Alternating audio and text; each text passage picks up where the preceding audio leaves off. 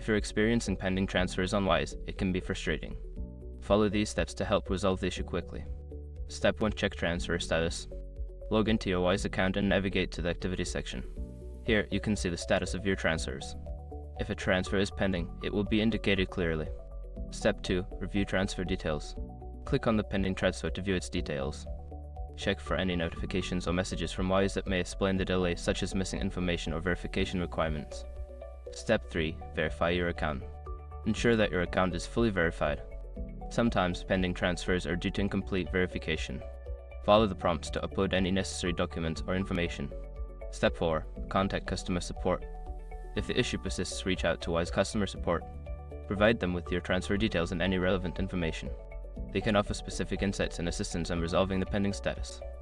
Step 5. Wait for a resolution. After contacting support, be patient. Transfers may take time to process, especially if they require additional verification. Keep an eye on your email for updates from Wise regarding your transfer status. In conclusion, resolving pending transfers on Wise involves checking your account status, verifying your details, and potentially reaching out for support. Following these steps can help you get your transfers completed smoothly.